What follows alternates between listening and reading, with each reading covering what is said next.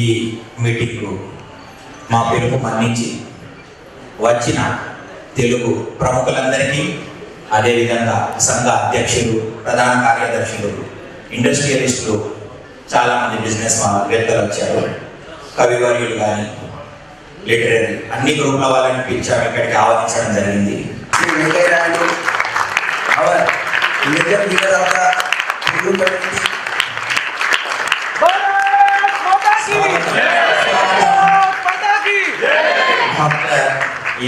వెంకయ్య నాయుడు గారికి ఘనస్వాగతం. సమర్పణ భావాల త్యాగాలతో వల్ల తనువులు అర్పించిన అలు పెరుగని సేవరా, తనువులు అర్పించిన అలు పెరుగని సేవరా. దేశం కై జీవించు, ధర్మం కై పోరాడని ప్రజాదండు నడిపే ప్రచండ పోరు జెండరా, ప్రజాదండు నడిపే ప్రచండ పోరు జెండరా. అవినీతి పాతరకై రా కదలిరా, అభివృద్ధి జాతరకై రా కదలిరా. బీజేపీ పిలుస్తుంది రా కదలిరా, జనజాతర సాగుతుంది రా కదలిరా. దేశమంతా గెలుస్తుంది రా కదలిరా, చైత్రయాత్ర చేస్తుంది రా కదలిరా.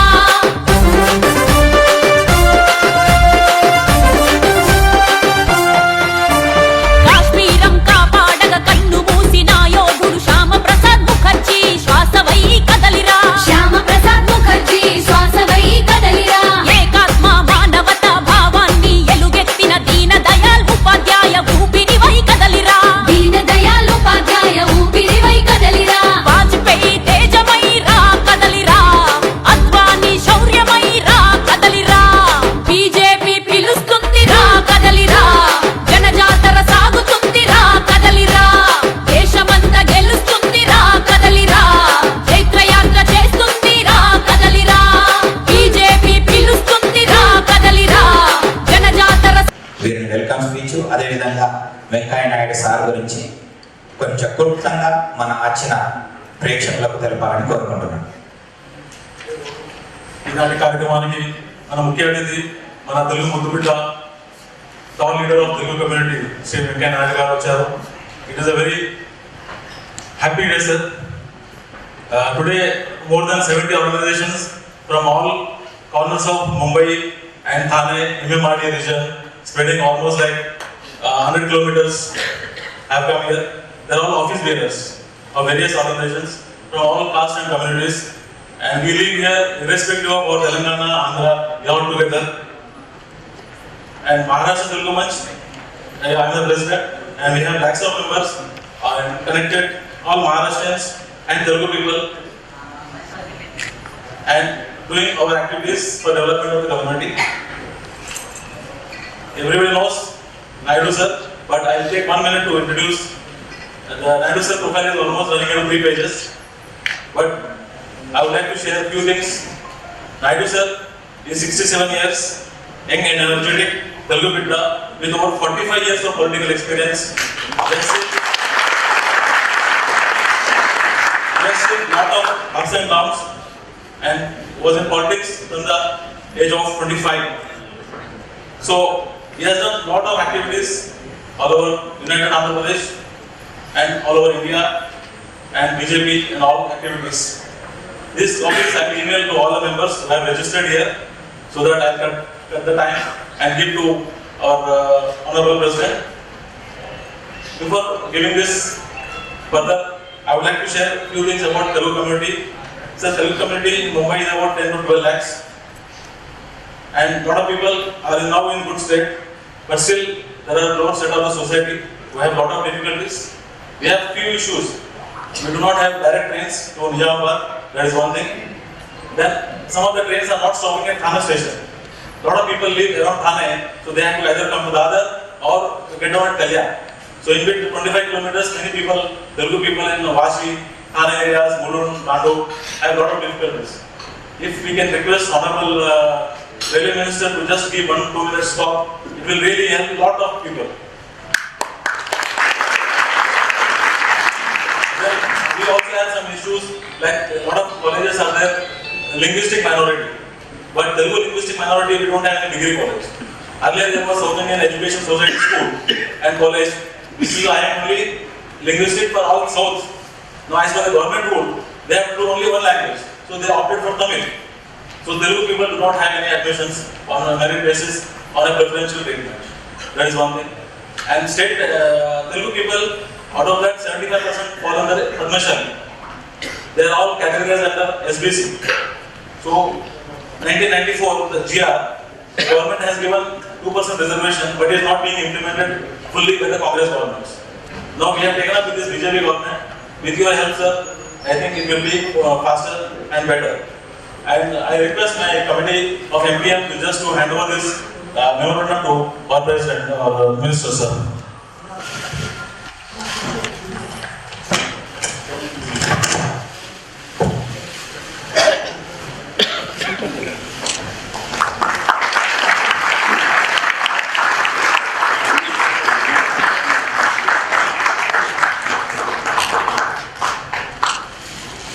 Thank you, sir.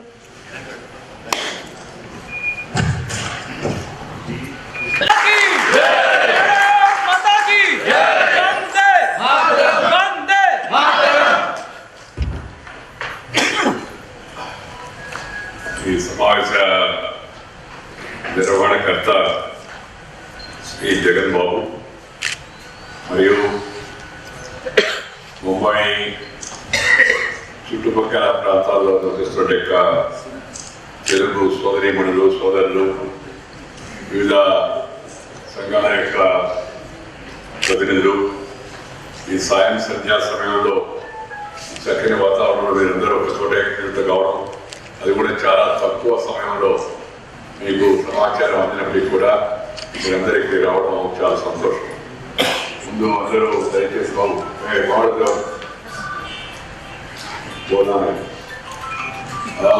దయచేసి ఎవరి దగ్గర సెల్ ఫోన్ ఉన్నాయో సెల్ ఫోన్ అందరూ సైలెంట్ మోడ్ లో పెట్టండి. कृपया अपना अपना सेल फोन साइलेंट मोड में रखिए. ఎవరికైనా సైలెంట్ మోడ్ లో పెట్టడం రాకపోతే పక్కన వాళ్ళు సహాయం చేయండి. అంటే కొంతమందికి ఆన్ చేయడం వచ్చే కానీ ఆఫ్ చేయడం రాదు. నేను దేశంలో తిరుగుతున్నాను కదా, చూస్తూ ఉంటాను. చాలా మంది అడుగుతూ ఉంటారు, అడుగు చూస్తుంటారు, ఏం చేయాలి సార్ అందుకని ముందు చెప్తుంటారు జాగ్రత్తగా పక్కన వాళ్ళు మోడ్ వదిలేసుకొని దాన్ని సైలెంట్ మోడ్లో పెడితే మధ్యలో అది వైలెంట్ గా మనం ఉంటుంది, మనకి ఇబ్బంది కాకుండా ఉంటుంది. ఈ కార్యక్రమం చాలా తక్కువ వ్యవధిలో ఏర్పాటు చేశారు. నేను అసలు ఎన్నికలకు ముందే వద్దామని చెప్పి నేను అనుకుంటున్నాను. జయబాబు అలాగే ఆచార్య రమణ గారు వీళ్ళంతా చెప్పారు, ఒకసారి వస్తే మన తెలుగు వాళ్ళందరినీ కలిస్తే బాగుంటుంది. ఇంతకుముందు నేను వచ్చినప్పుడు దక్షిణ భారత సమ్మేళనంలో పాల్గొన్నాను, గతంలో కూడా గ్రామీణాభివృద్ధి మంత్రిగా ఉన్నప్పుడు, పార్టీ అధ్యక్షుడిగా ఉన్నప్పుడు. కానీ విశేషంగా తెలుగు వాళ్ళతో ప్రత్యేకంగా సమావేశం కాలేదు. తెలుగు వాళ్ళ యొక్క ఏరియాలకు వెళ్ళి ఎన్నికల ప్రచారంలో పాల్గొన్నాను, తెలుగులో కూడా మాట్లాడాను. ముఖ్యంగా మన తెలంగాణ సోదరులు కరీంనగర్, నిజామాబాద్, నల్గొండ ఈ ప్రాంతాల నుంచి ఎక్కువ మంది నివసించేట ఆ ప్రాంతాల్లో కూడా నేను కిషన్ రెడ్డి గారు వెళ్ళి ఎన్నికల ప్రచారంలో కూడా పాల్గొనడం జరిగింది. ఇవాళ సరే సమయం ఏదైనప్పటికీ కూడా మీ అందరినీ ప్రతినిధులందరినీ ఇక్కడ కలిసే అవకాశం లభించడం చాలా సంతోషం. నేను కాసేపు తిరిగి ఉంటాను, 4 మాటలు చెప్పిన తర్వాత మనందరం కూడా కలుస్తాను. ఈరోజు మనం కొంత భారతీయ జనతా పార్టీ గురించి కొంత లోతుగా తెలుసుకోవాల్సిన సందర్భం వచ్చింది. కాబట్టి నేను ఈ పార్టీలో చేరే ముందు మా ఊర్లో నెల్లూరులో చిన్నప్పటి నుంచి నేను రాజకీయాల పట్ల ఆసక్తిగా ఉండేవాడిని. పార్టీ గురించి గోడల పైన రాసేవాడిని స్టూడెంట్గా. కరెంటు స్తంభాలకి జెండాలు కట్టేవాడిని, టెలిఫోన్ స్తంభాలకి జెండాలు కట్టేవాడిని. వాజ్పేయి గారు మా ఊరికి వస్తే జట్కా బండిలో కూర్చొని అనౌన్స్ చేసేవాడు ఊరంతా, आज शाम को आम सभा है कोमटू मैदान में, श्रीमान अटल बिहारी वाजपेयी जी पधारे, आप लोग भी सब आके इसको सफल बनाई है. అటల్ బిహారీ వాజ్పేయి గురించి మాట్లాడిన అనౌన్స్మెంట్ చేసిన వెంకయ్య నాయుడు అదే అటల్ బిహారీ వాజ్పేయి ప్రధానమంత్రిగా, అద్వానీ ఉప ప్రధానమంత్రిగా మధ్య కూర్చొని అఖిల భారత అధికార పార్టీకి అధ్యక్షుడు అవుతానని నేను ఎప్పుడు ఊహించుకోలేదు. సాధారణ పరివారం నుంచి వచ్చాను, రైతు కుటుంబం నుంచి వచ్చాను. మా ఇంట్లో ఎవరికి రాజకీయాలు లేవు. అందువల్ల వాడు పేరు కనుక గాంధీ నెహ్రూ ఆ టైటిల్ కూడా లేవు. లేకపోయినా వరుసగా ఒకసారి నాకు తిరిగి వెనక్కి చూస్తే అన్ని వాటంతవే ఎదుర్కొంటా వచ్చాయి. కాలేజీలో ప్రెసిడెంట్గా ఉన్నా, యూనివర్సిటీ స్టూడెంట్స్ చైర్మన్గా ఉన్నా, ఏబీ స్టేట్ సెక్రటరీగా ఉన్నా, ఆర్ఎండ్ఏ సెక్రటరీగా ఉన్నా, యూత్ స్టేట్ ప్రెసిడెంట్గా ఉన్నా, ఆర్ఎండ్ఏ వైస్ ప్రెసిడెంట్గా ఉన్నా, బీజేపీ స్టేట్ జనరల్ సెక్రటరీ ఉన్నా, ఆర్ఎండ్ఏ జనరల్ సెక్రటరీగా ఉన్నా, యువ మోర్చా రాష్ట్ర అధ్యక్షుడిగా ఉన్నా, ఆర్ఎండ్ఏ వైస్ ప్రెసిడెంట్గా ఉన్నా, పార్టీకి స్పోక్స్ మ్యాన్గా ఉన్నా, అలాగే గ్రామీణాభివృద్ధి మంత్రిగా ఉన్నా, ఇప్పుడు పట్టణాభివృద్ధి మంత్రిగా ఉన్నాను మళ్ళా, అలాగే పార్టీకి రాష్ట్ర అధ్యక్షుడిగా ఉన్నాను 2 సార్లు. ఆంధ్ర తెలంగాణ కలిసి ఉన్నప్పుడు జిల్లాలో తాలూకాలో ఒకసారి నేను తిరగని మండలం లేదంటే అతిశయోక్తి లేదు. తెలంగాణ జిల్లాలో ప్రతి మండలం కూడా, ప్రతి తాలూకాలలో తాలూకాలన్నీ కూడా విస్తృతంగా తిరిగాను. అలాగే ఆంధ్రప్రదేశ్లో కూడా అన్ని జిల్లాలు, అన్ని మండలాలు కూడా తిరిగాను. 2 పర్యాలు అధ్యక్షుడిగా ఉన్నాను. ఆ తర్వాత అఖిల భారత అధ్యక్షుడు కూడా ఉన్నాను. అందువల్ల బీజేపీ ఏదో చూశాను, నేను దేశాన్ని అంతా కూడా చూశాను. బహుశా దేశంలో 430 జిల్లాల్లో 600 జిల్లాలకు పైగా పర్యటించాను నేను. దాంతోపాటు కొన్ని రాష్ట్రాలు అయితే తమిళనాడు, కేరళ, కర్ణాటక ఇలాంటి రాష్ట్రాలు అయితే ఒక్కొక్క జిల్లాకి 20 సార్లు కూడా వెళ్ళినా. వెళ్తాడు కేరళ ఒకసారి, మా జిల్లాకి ఇప్పుడు మీరు వచ్చింది 15వ సారి 16 సార్లు కేరళలో ఉండే జిల్లాలో. మహారాష్ట్ర కూడా బహుశా అన్ని జిల్లాలు తిరిగా 3 సార్లు 4 సార్లు తిరిగి ఉంటాను. పార్టీ నేను పార్టీలో చేరేటప్పుడు, పార్టీ కాదది, పార్టీ కోసం పనిచేసేటప్పుడు మా అంకులు ఒక ఆయన, మా మామ పెద్ద ఆయన దగ్గర తీసుకెళ్ళాడు. నెల్లూరులో మంత్రి, కాంగ్రెస్ మంత్రి ఆయన ఆనందరెడ్డి, ఆయన దగ్గర తీసుకెళ్ళి మా వాడు ఏదో పార్టీలో చేస్తా అంట అన్నాడు. ఏం పార్టీలో పోయా అన్నాడు. నేను పార్టీలో చేరను, నాకు జనసంఘం ఇష్టం, అందుకని దానికోసం వాజ్పేయి గారి కోసం ఆయన ప్రచారం చేయాలనుకున్నాను. జనసంఘ అన్నాడు. అవునన్నా, అదే పార్టీగా అన్నాడు. పెద్దలు బాగా, మా కుటుంబానికి కూడా చదువు ఉంది. అంటే అదే మంచి పార్టీ, వాజ్పేయి ఉన్నాడు, గొప్పడంతా. అద్వాని గారు అప్పుడు ఇంకా పాపులారిటీ కాదు అంటే, అరే అది ఉత్తరాంధ్ర పార్టీరా అన్నాడు. విన్నాను గమ్ముగా. అది చదువుకున్న పార్టీరా అన్నాడు. విన్నాను గమ్ముగా. అది టౌన్లో పార్టీరా అన్నాడు. విన్నాను గమ్ముగా. అది బాపనోళ్ళు పవన్లోడు పార్టీరా అన్నాడు. బట్టు కట్ట మాట్లాడారు, మీకు తెలుసుకున్నారు ఆ మాట అన్నాడు. గమ్ముగా ఉన్నాడు. ఆఖరి శాఖాహారి పార్టీరా అన్నాడు. అప్పుడు దాకా నాకు అనుమానం కదా, మాట రంగాలు మీకు మనసులో, ఎందుకంటే నేను కొత్త మాంసాహారం అప్పుడు. ఇప్పుడేమో తగ్గించాను, రాష్ట్ర జీవితాలు తినాలని తగ్గించండి పర్వాలేదు, అందుకని చాలా వరకు తగ్గించాను. సో అలాంటి భావం ఉండేది ఆ రోజు. అప్పుడు రాజకీయాలకు వచ్చాను. కానీ ఇవాళ బీజేపీ ప్రపంచం ఇండియా కాదు, ప్రపంచంలో కన్నా అతిపెద్ద రాజకీయ పార్టీ ఏంటంటే భారతీయ జనతా. 13 కోట్ల మంది మెంబర్లు ఉన్నారు. అమెరికాలో రిపబ్లికన్స్, సెంటర్స్ ఉండే అవకాశం కూడా ఉండేది. వాళ్ళ డెమోక్రట్స్ అంటే దేశాలు చిన్నవి, మనకన్నా పెద్ద దేశం ఒక చైనా మాత్రమే. చైనాలో ఎవరు మెంబర్ అనేది ఎవరికి తెలవదు, ఎందుకంటే లోపల జరుగుతుందో బయట తెలవదు.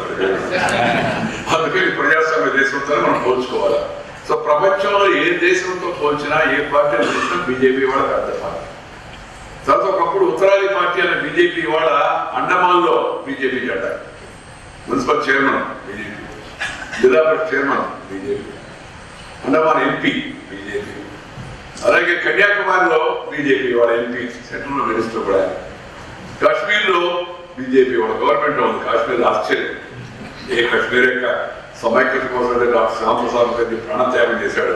ఆ కాశ్మీర్లో వాళ్ళ బీజేపీ గవర్నమెంట్. అరుణాచల్ ప్రదేశ్ ఆ పక్క బీజేపీ గవర్నమెంట్, అస్సాంలో బీజేపీ గవర్నమెంట్. కేరళలో పోయినసారి బీజేపీ మొట్టమొదటిసారిగా అసెంబ్లీలో ఎంటర్ అయింది. 14.7% ఓట్లు వచ్చాయి. అంతకుముందు